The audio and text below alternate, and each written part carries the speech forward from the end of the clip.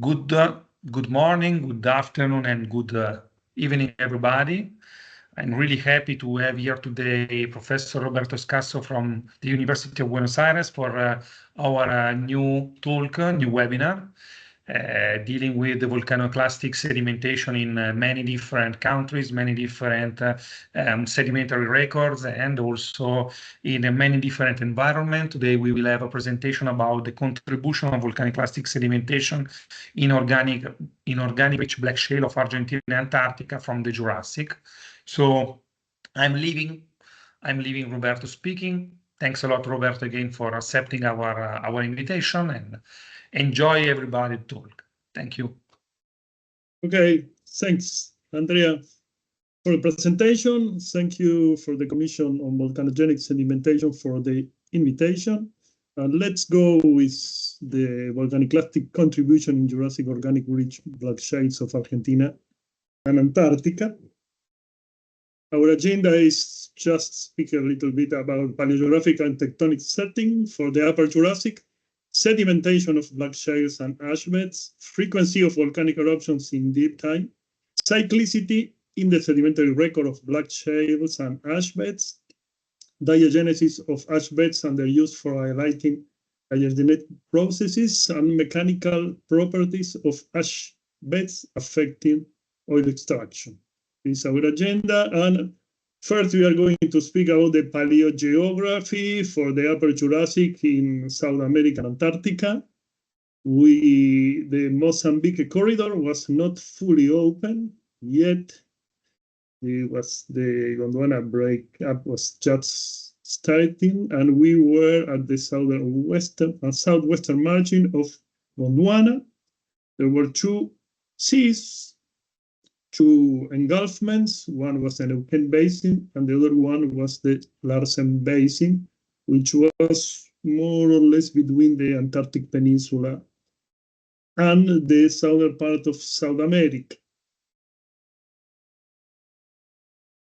From the tectonic point of view, the opening of the Weddell Sea, and there was the Weddell Sea was open, and there was a potential triple junction point between southern Patagonia and the Antarctic Peninsula. The Neuquén Basin was again there, and the Larsen Basin was there.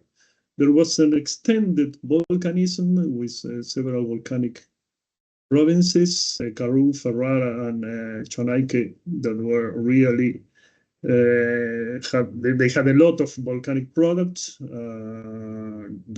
This time was a time of flat subduction along the Paleo-Pacific margin, and we were here about 150 million years ago in this area with the volcanic arc, which was constructed all along the Paleo-Pacific margin, and extended magmatism behind the volcanic arc to the east. So we had the volcanic arc along the Antarctic Peninsula. This is a geological map of the Antarctic Peninsula. The Larsen Basin was here, and there was eastward subduction of the Pacific plate beneath the southern margin of Gondwana at the time. The Larsen Basin was therefore in a back arc setting, and the Ameghino Formation crop out close to the Antarctic Peninsula in this locality. There was small outcrop, but the beds were nicely exposed there. Here we have the geological map of the Ameghino Formation, which had two members, the Longin member and the Ameghino member. During the Middle Jurassic, in the Antarctic Peninsula, we had convergence and large-scale extension in the back arc with a lot of magmatism there. It was silicic volcanics of Middle Upper Jurassic age, and on a basement of Paleozoic Triassic metamorphic rocks. And for the late Jurassic, we had an extended sedimentation of empelagic hemipelagic mats and tuffs in an anoxic environment. This is the Ameghino, also known as Northern Skiol Formation, accumulated in the Back Arc Basin.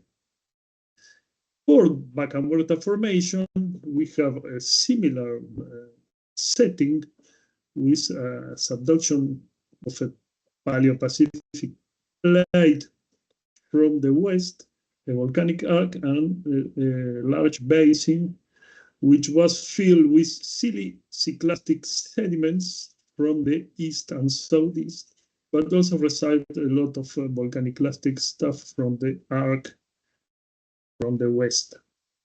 The Neuquén Basin evolved from a rift to a back arc and foreland basin.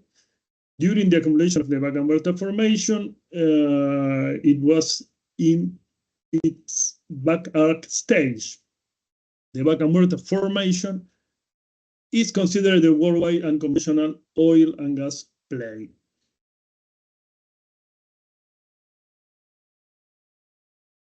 It is mostly composed of organic-rich marls and mudstones with frequent intercalations of thin ash beds.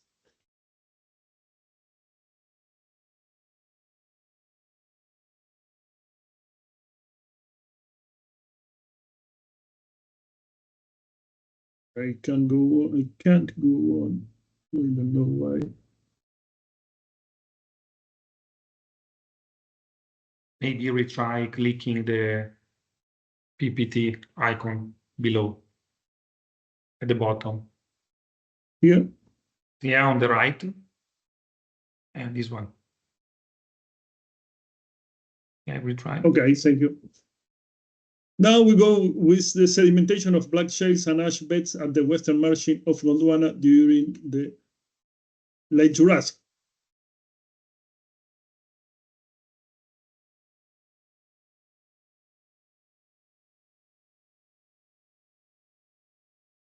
It's again the same problem.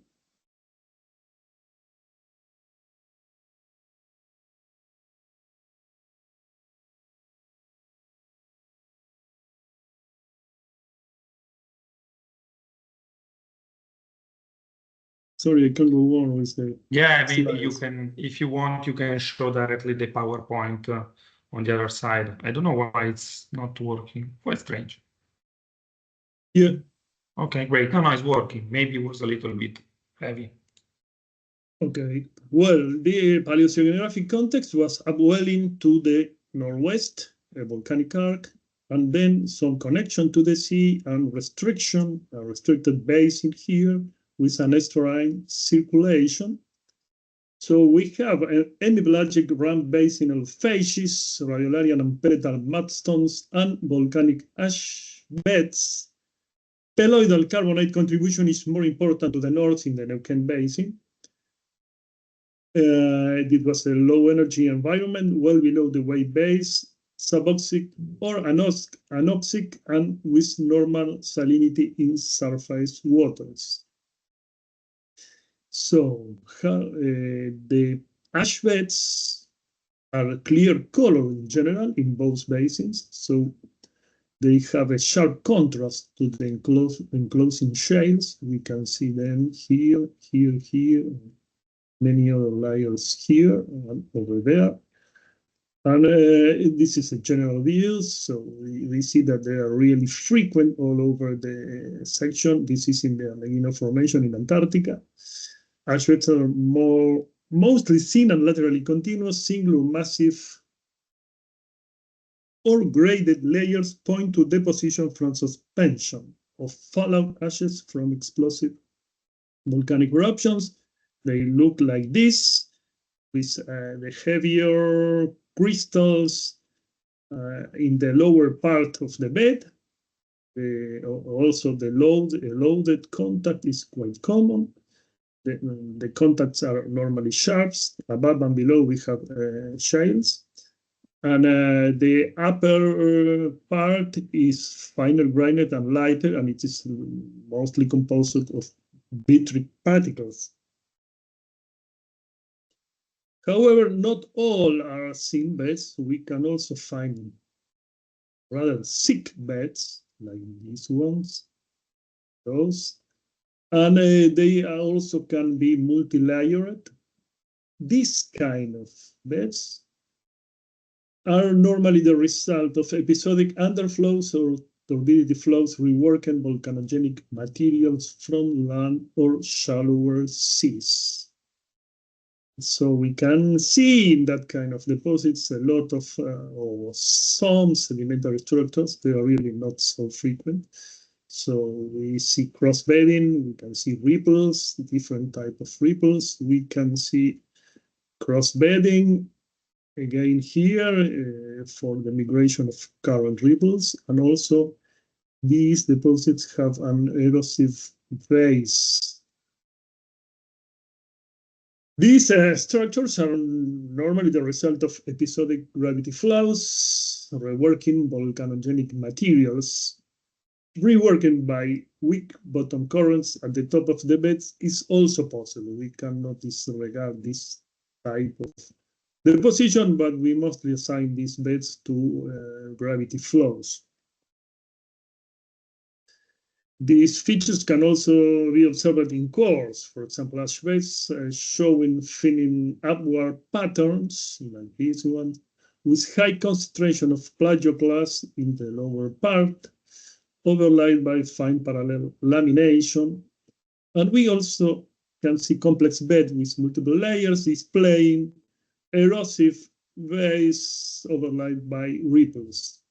Nor even normal and reverse gradings can be observed there. Another phases are the lapilli rich beds. The beds are formed just by lapilli particles like this one here, or this one, or even this one, which has inverse grading.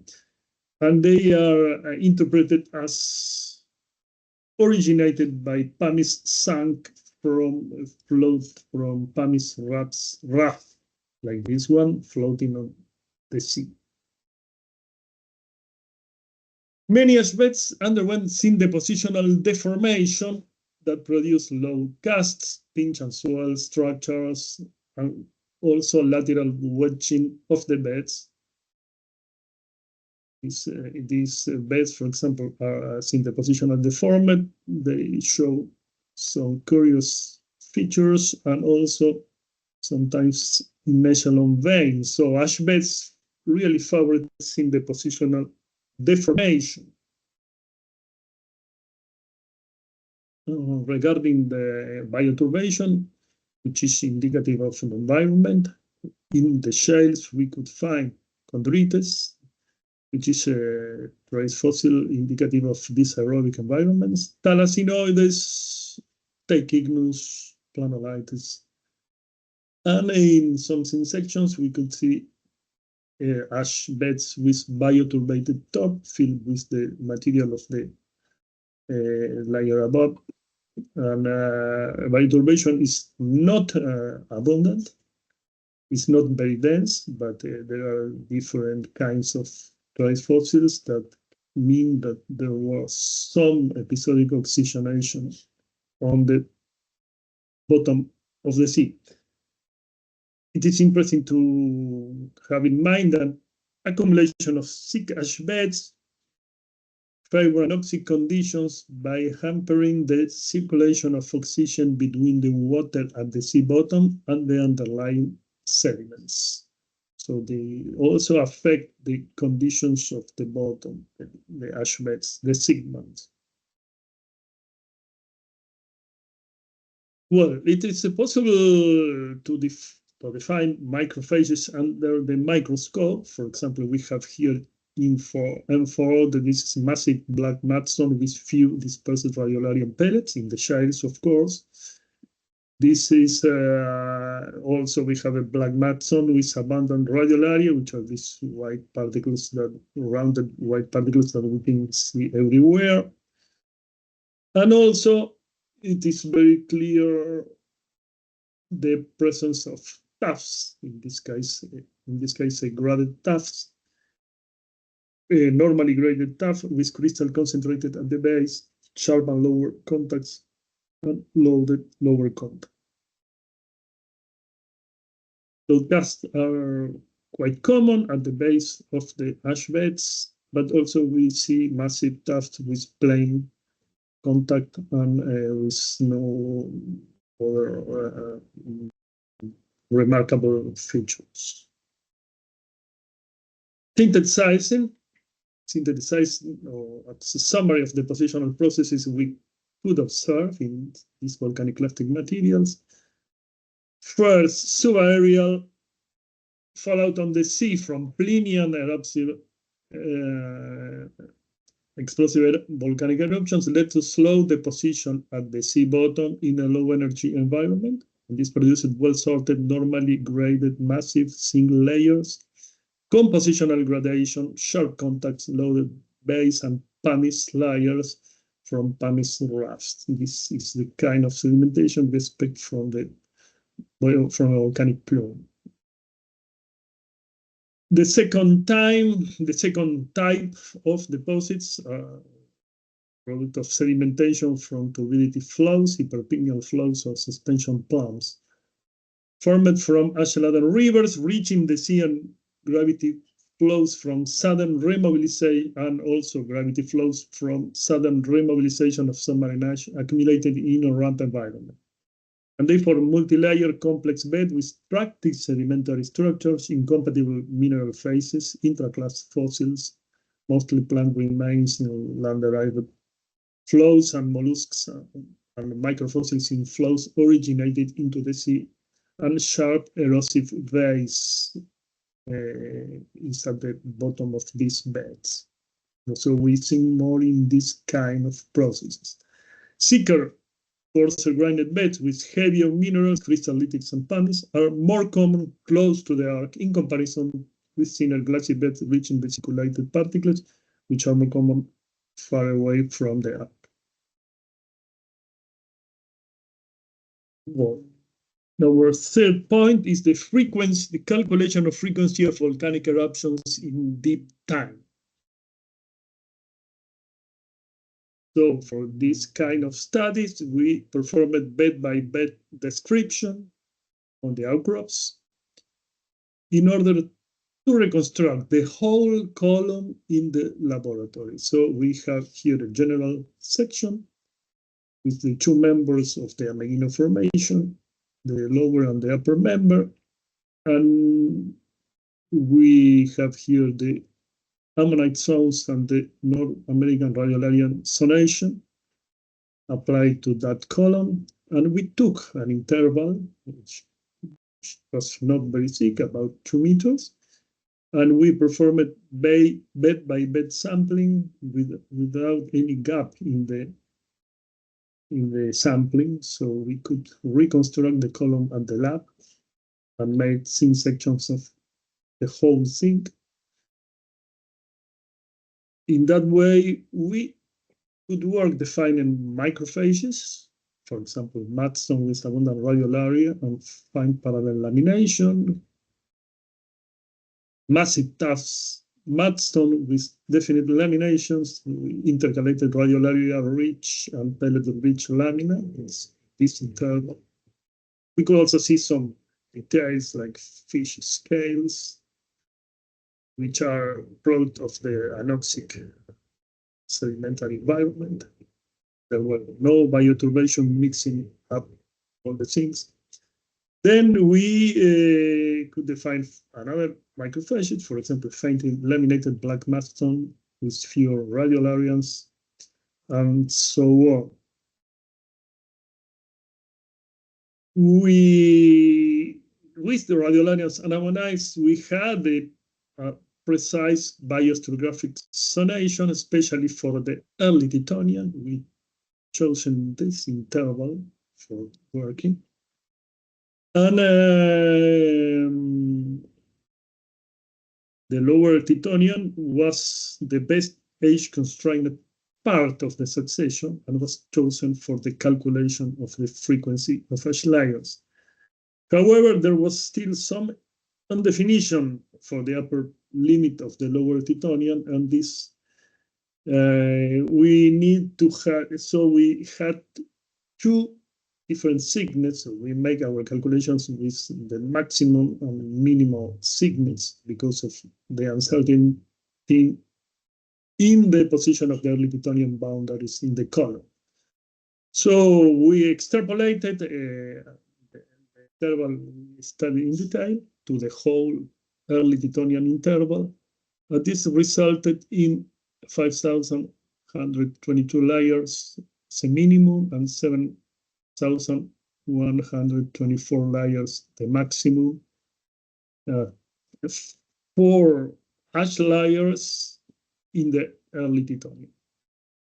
So they were the total number of ash layers that should have been present in the early Plutonian stratigraphic interval.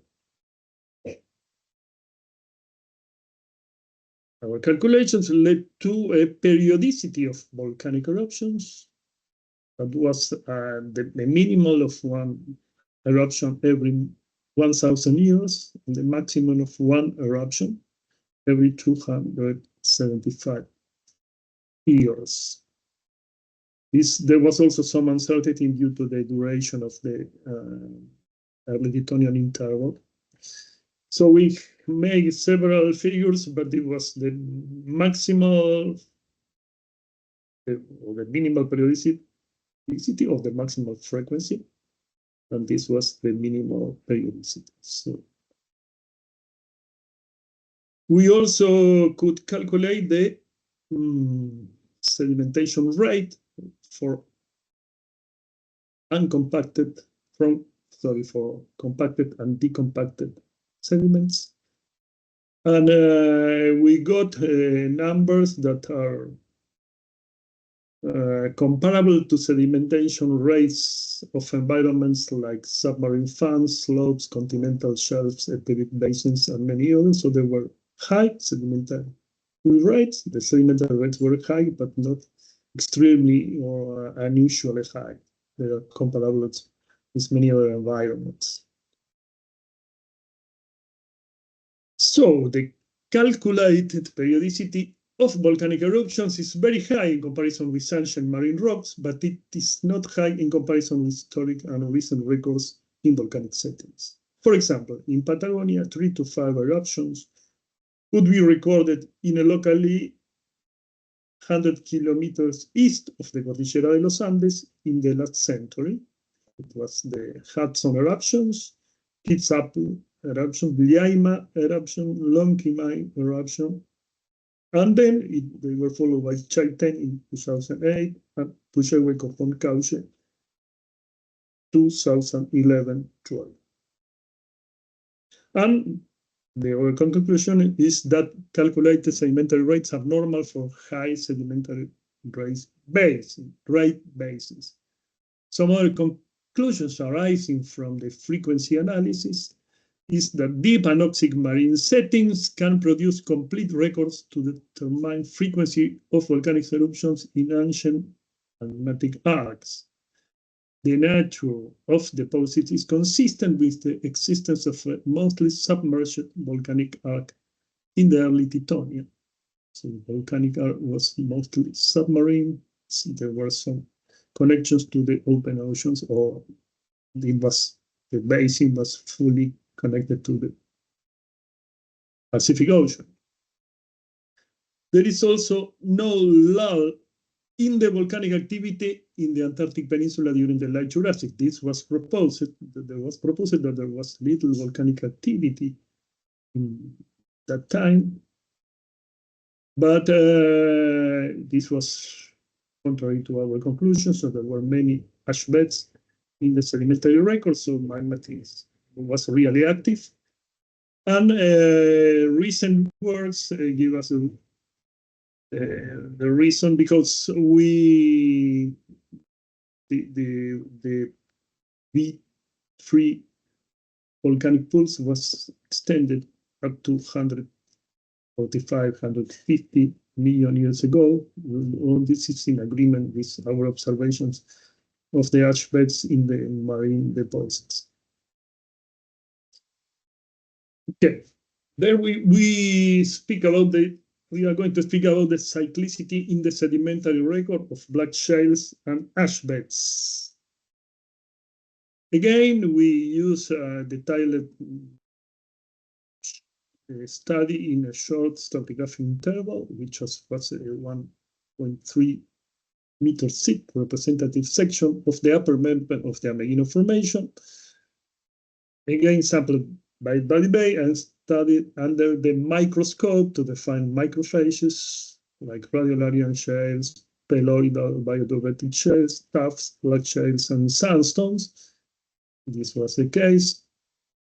And we make this kind of studies defining different microphages. The P1 and P2, P1 and P2 are repeated several times here.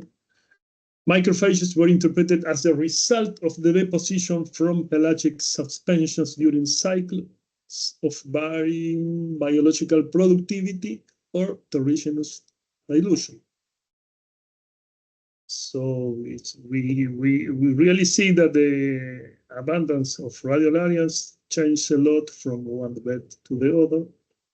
Or we can also say the tertigenous input was much higher here than in the lower part of the bed.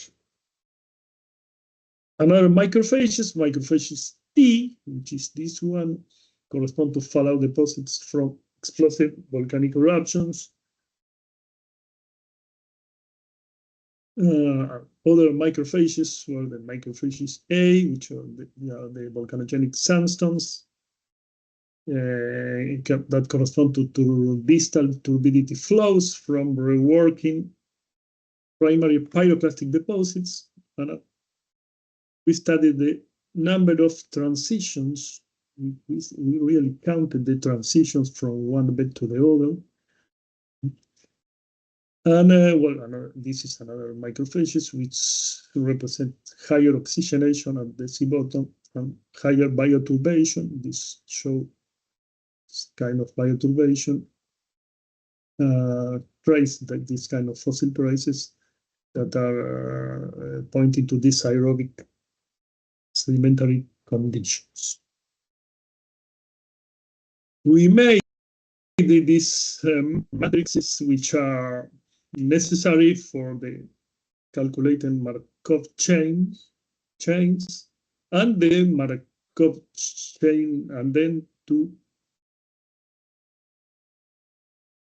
calculate the statistically significant transitions from one microphages to the other. So the more positive the numbers, the more probably these kind of transitions. The Markov chain analysis reveals cyclic relations with single-step transition dependence in the Ameghino member. T and A transitions to which are fallout tuffs and turbiditic sandstones, to P1, which are radiolarian shales, are related to events of volcaniclastic, siliciclastic sedimentation, modifying environmental and early diagenetic conditions, and avoiding dissolution of radiolarian skeletons in the water body and at the sea bottom. So the presence of this volcaniclastic stuff precluded dissolution of radiolarian skeletons at the water body and at the sea bottom. There was an environmental consequence of this kind of volcaniclastic events. P2 T transitions might indicate that in spite of the similar thickness of both microphages, P2 environmental conditions lasted longer at the sea bottom than P1 deposits. So the P2 beds lasted, the presence of P2 type sediments lasted longer at the sea bottom opposite of P1. Similar Markov chain analysis in the longing member revealed cyclic relations between some macrophages with single-step statistically significant transitions from macrophages G that are graded tuffs to P1 radiolarian-rich shales. Also the same we have seen before. Spectra from Fourier analysis on pairs P1, P2, which are radiolarian shale, black shale, indicate periodicity of 140 years. And this kind of periodicity, about 1,000 years, may be associated with the Hallstatt cycle of solar activity that influence the intensity of solar radiation reaching the Earth and cause surface temperature variations within the sub-Milankovitch frequency band. Therefore, P1, P2 transitions are associated to climatic cycles that influence productivity at the surface of the oceans.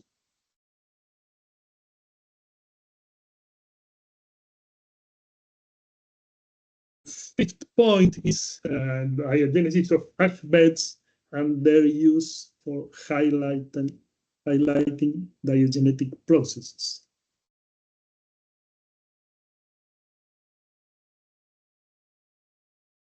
A few remarks here. The clay mineral association present in a mudstone is the result of a combination of detrital contribution and diagenetic processes, and it is difficult to disentangle the detrital versus diagenetic origin of the clay minerals, especially in deeply buried successions. Since volcanic tephrats do not contain any clays at the moment of the eruption, the clay content is entirely diagenetic and may be used as a diagenetic marker in mudstone successions. Because that clay minerals in tephrats are essentially the byproduct of glass alteration. However, the final clay mineral association of tuff is not only dependent on the diagenetic grade, but also on the original chemistry of the magmas and on the environmental conditions where the ashes were accumulated. So, we are again in the Neuquén Basin. We have 3 sections at different places which reach Vaca Muerta at different levels of maturity at different diagenetic levels. So Vaca Muerta was in dry gas to the west, in the dry gas windows. It was in the wet gas and condensate window in the middle part, and it was the oil window in the eastern part. These sections were also accumulated in different environments along a low gradient carbonate ramp. So some are more basinal and some were accumulated in outer ramp environment. As you can see, there are many ash layers in the sections in the surface and in the subsurface. Ash beds are preserved either as argillized beds or calcitized beds. That is to say, as carbonate concretions.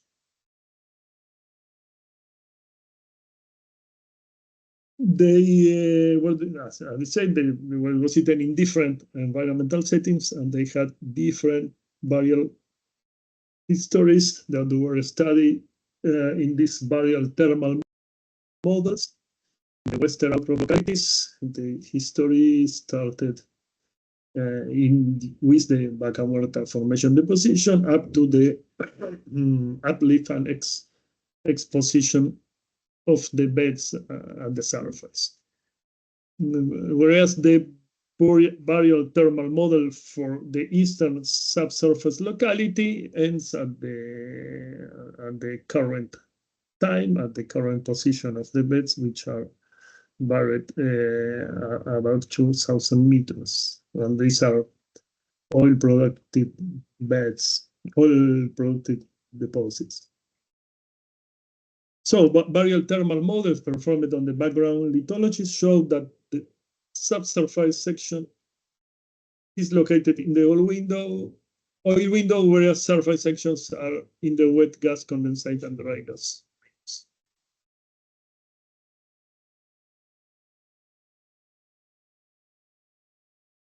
So we made this kind of detailed sections with many observations. Also, we measured total gamma ray on the surface, and we detected many ash layers, as you can see in orange and red color.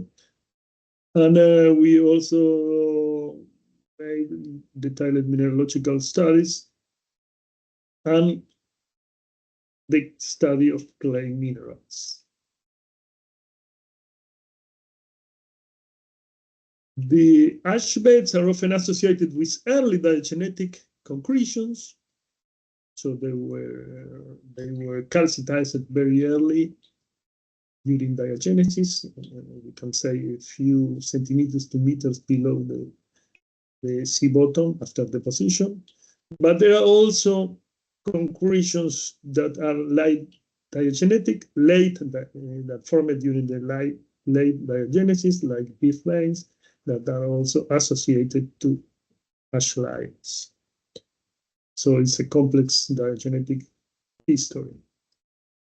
Some concretions are calcitized in part, but are argillized in the rest of the bed, like this one. So we can see here the calcite concretion, but laterally it changes to an argillized bed.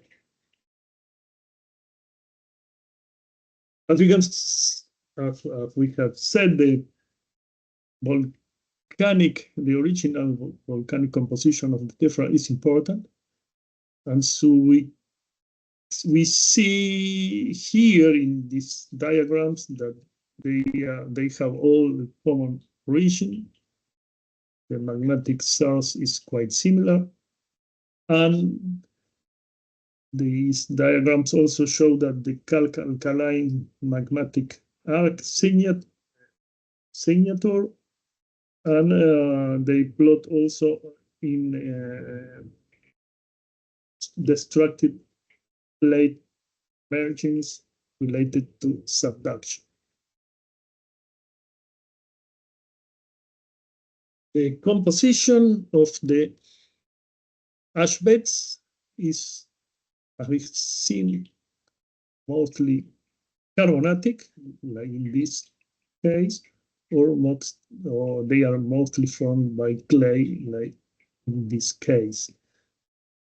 So if we see the carbonatic calcitic concretions, calcite is the main mineral. We can also have some dolomite. Pyrite is abundant, and also pyrite.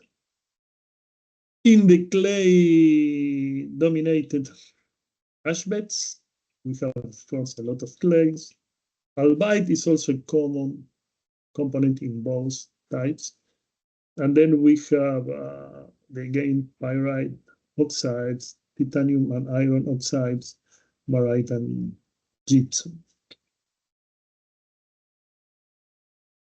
Some ash beds show this kind of oigotopic texture, so the replacement is complete. We only see calcite crystals, but in some other we can also see a lot of pyrite. These are these black spots we can see here, and here we can still see the ash shards, the glass shards that are completely replaced by hylite and partially replaced by pyrite. So we can see a total replacement of the original minerals. And well, this has to do with the calcitized of the calcitization process and with the argillization process that we have described before. In this case, nice mineralogical mapping. We see again these features, like for example, albitized pumice fragment here, or this albitis in turquoise color, or highlightized fragment here, while the walls of the bubbles are replaced by highlight, and the rest of the stuff is calcite, which is the more abundant mineral, and we also have some diagenetic pyrite, relatively large pyrite crystals that we can see in yellow color here. So this is another glassy tuffs, where glass is mostly replaced, glass shells mostly replaced by highlight. And in the argillized beds, we see, of course, a lot of clay minerals. They are mostly islets, smectite, and albite in this turquoise color, and also some calcite and pyrite, like in the case we described before.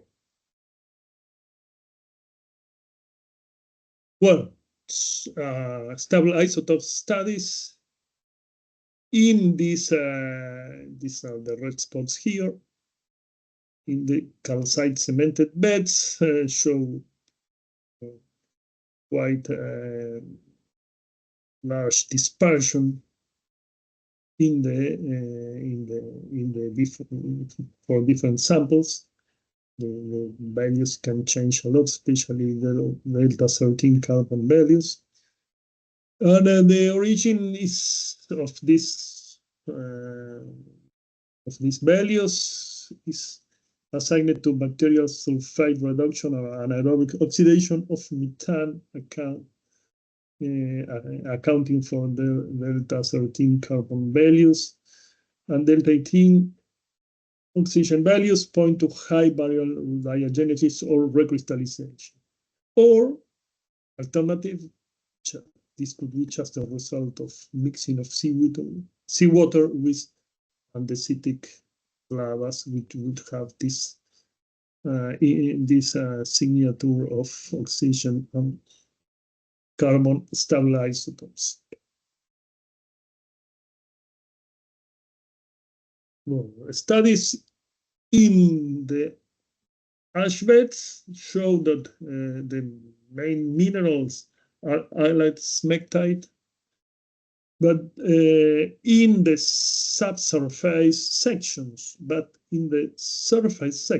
we find also a lot of chloride, and this chloride was identified as pseudoite. Pseudoite appear with these elongated crystals between calcite, between larger calcite crystals that are surrounding these small crystals, and we can see them in the scanning electron microscope imaging here. These, as I told before, they were not present in the subsurface sections. Well, this led us to make diagenetic history for Vaca Muerta formation in the Neuquén Basin. During the early diagenesis, we could detect formation of smectite and incipient illitization, pyrite formation, calcite precipitation, and dolomite. Pyrite was eventually recrystallized during the early late diagenesis, and then we can find the albitization of the plagioclase, which was plagioclase totally replaced by alvite in most cases.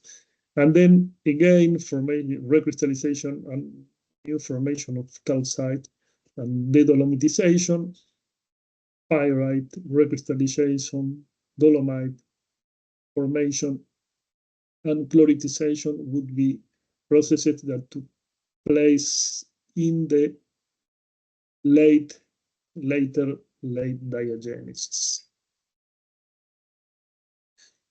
And this stage was apparently not present in the subsurface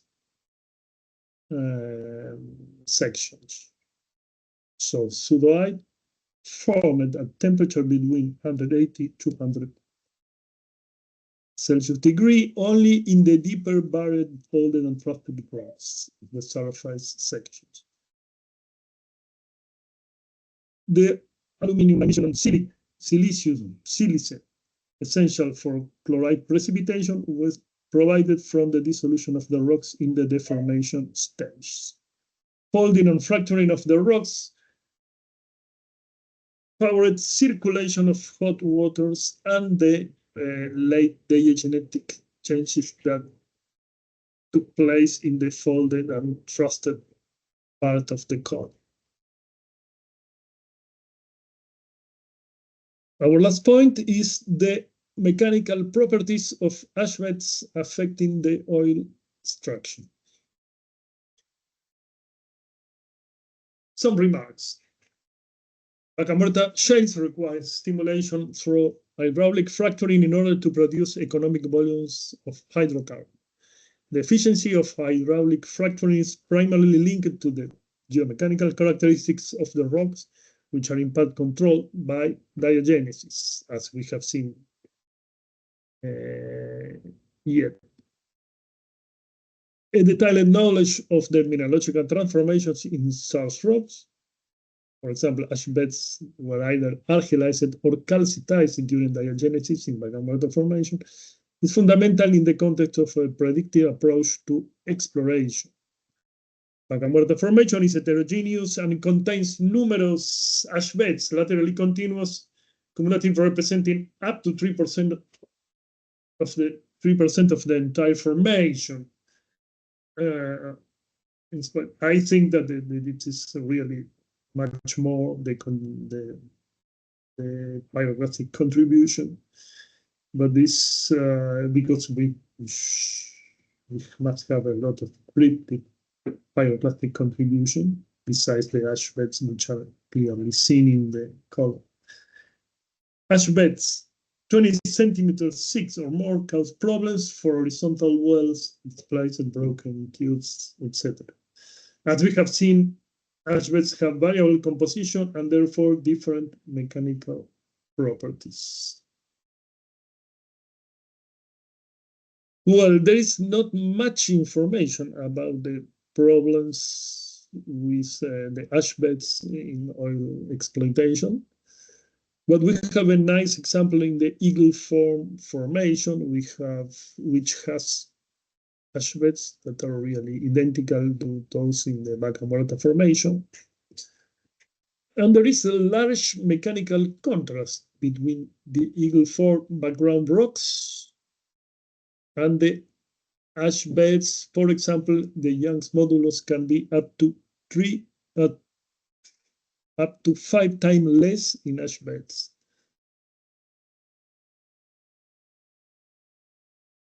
Ash beds display 3 times more plastic deformation than other rocks, which is a concern for proper embedment and fracture closure.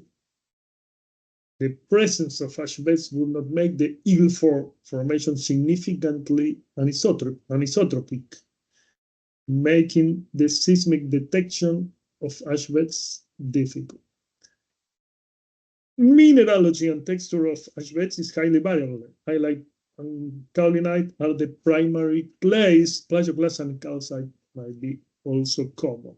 And porosity is highly variable and largely depends on the presence of clays, primary halite and small calcite grains. So you see the situation is quite similar to the Vaca Muerta formation. There are some problems related to lithological heterogeneity in the Vaca Muerta formation. Targeted, for example, targeted horizontal wells experimented undesired azimuth swings in the directional tool, even leaving predefined window parameters. And another issue was the difficulty to correct the vertical placing of the well when going through certain layers, which is commonly attributed to the hardness of the rock above and below the levels. So this is a problematic well, and this is a well without any problem. So you can see clearly the difference. And also this is reflected also in the kind of lithologies that are found by the drill tool when it is going on. So there is a higher variable here, and it's quite homogeneous here, which is the desired type of lithology. So we can see here a core, some ash layers from a pilot well in the Vaca Muerta formation. And this core represented 10-meter window used to drill horizontal wells. This would be the 10 meters window, so the well have to be within this thickness. And blue arrows here indicate the low gamma ray zones that cause problems. Lithologies compared to an outcrop. The lithologies are compared to an outcrop picture, so we can relate what we have seen on the surface to the features we find in the subsurface. And what we see is that tuffs and concretionary limestones, easily identified by their low gamma response, have detrimental effects on the wellbore position both laterally and vertically.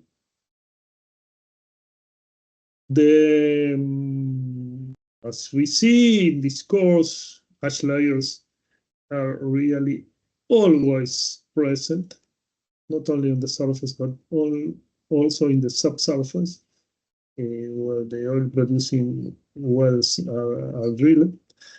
And the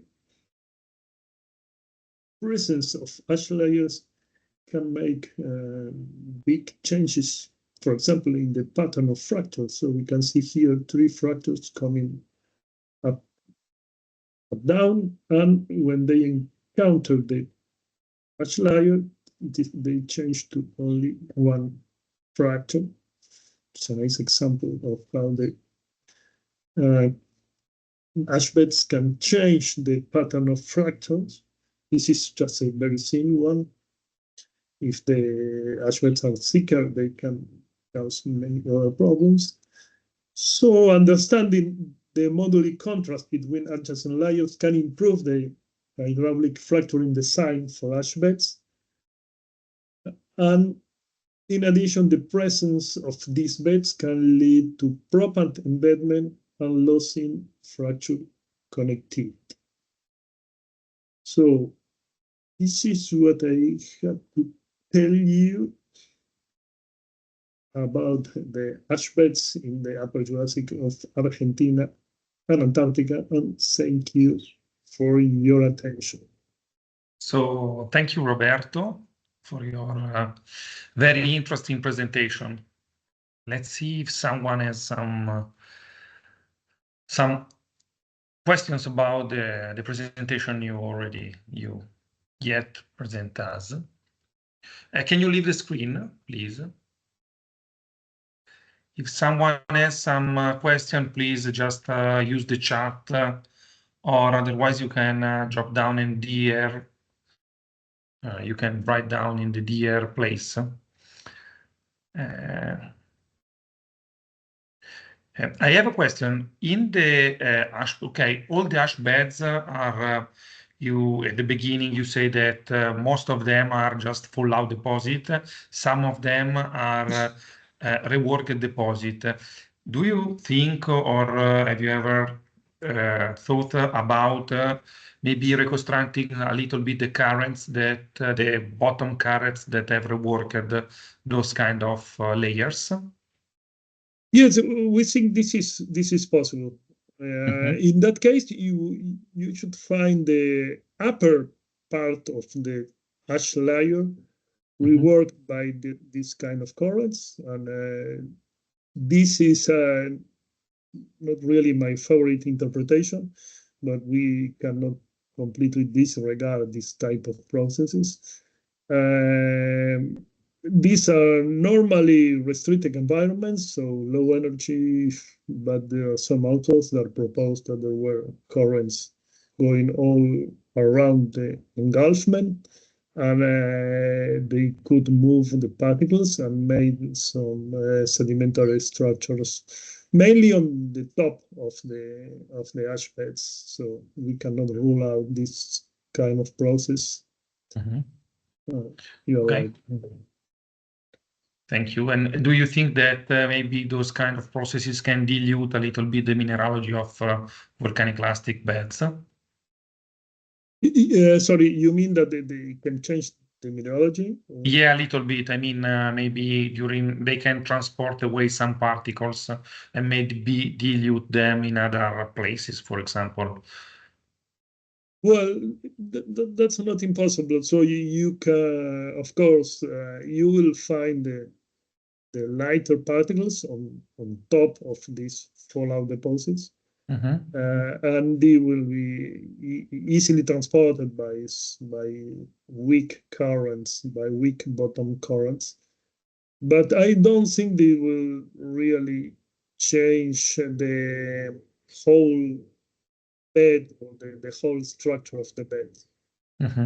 I would think more that they just modify the uppermost part of the bed. This is also possible to see sometimes with radiolarians. No, there are some radiolarian concentrations that may be due to some bottom currents. But anyway, they are weak currents. Have you seen the record is very fine, very complete, at least in some intervals. No? Okay. So we can find very thin ash layers, 1 millimeter or so, that were not disturbed, and this is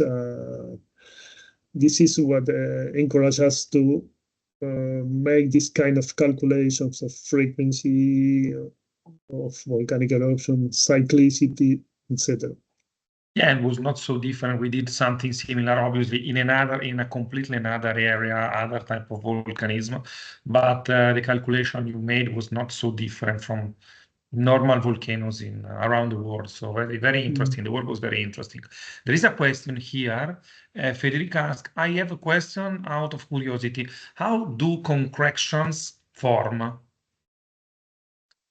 Well, I think concretion in the last part of the work. Yeah, there are different kind of concretions. No, the early diagenetic ones, they form a few centimeters to a couple of meters below the sea bottom, and they had to do with the degradation of organic matter that forms CO2, and this is combined with calcium from components of the rock, for example, from the devitrification of ash, and then there you get the elements to build the calcite, which is normally pure calcite formed in early diagenetic environments. But you can also have during the diagenesis this original calcite. These are very good also because they preserve the original uncompacted texture of the ashes. No? They are useful to study the original features of that rocks, especially because after that they underwent strong diagenesis. They were buried very deeply. So, and there are also another kind of concretions that have to do with late diagenesis, like the calcite beef veins that we have shown.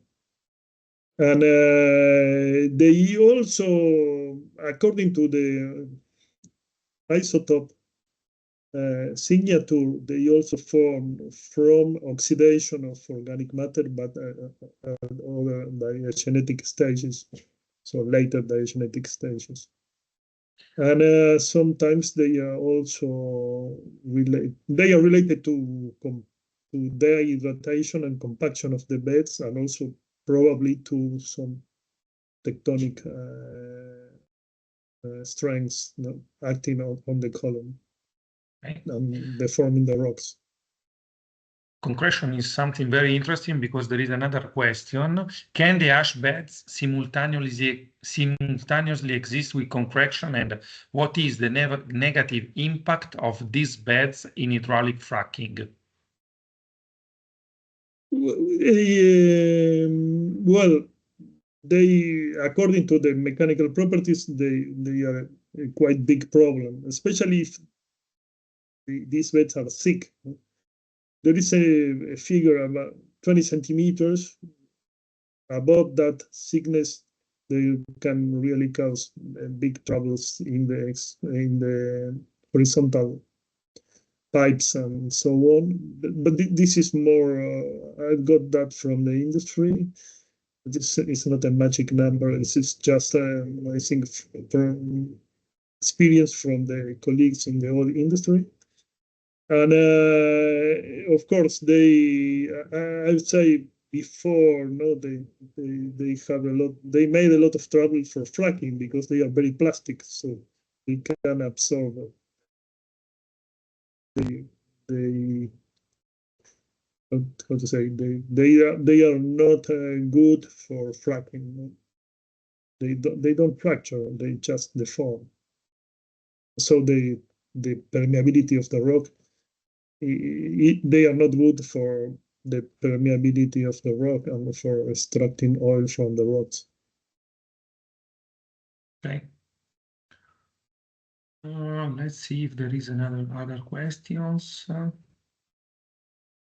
No. Okay, so thanks a lot again, Roberto, for all your. Oh, there is another. Sorry, last. Let's see. Okay. Ugo asks, thanks, Roberto. Great talk. Very interesting presentation. Let's continue with this knowledge sharing initiative. And okay, are very useful for the oil and gas community. Okay, no question. Well, thank you very much. Okay, so I must acknowledge you for your great presentation. Thanks a lot. It was, let's say, the first presentation mixing a little bit volcanogenic sedimentation and something more practical, let's say, more on oil and gas. So it was very interesting, let's say, in the topic of also the commission. And so thank you again, Roberto. I think we can close now our webinar. For anybody, you can watch again the webinar on our YouTube channel. Just look for Commission on Volcanogenics of Sediments. We are there on YouTube. Follow us on our social media, and we will be back probably at the end of May with another talk with probably Professor Yon Kwan Son. So please be in touch with us and see you next time again. Thank you again, Roberto. Thanks everybody for coming. Thank you, Yuf. Thank you for the invitation. Bye-bye. Bye-bye.